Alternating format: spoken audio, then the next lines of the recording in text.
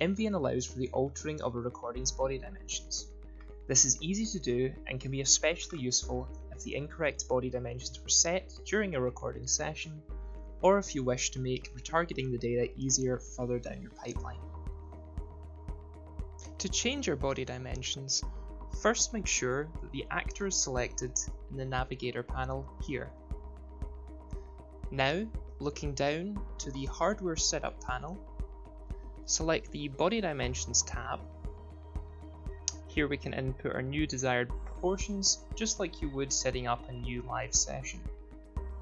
To demonstrate, let's make the avatar a little taller and alter the foot size to match.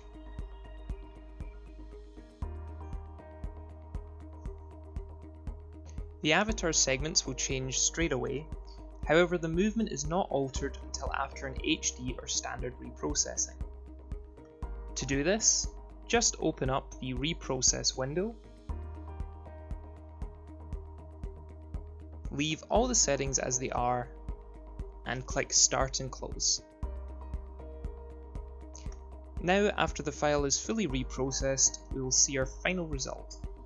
Here we can see the avatar now has the new dimensions set and can be sent further down your pipeline.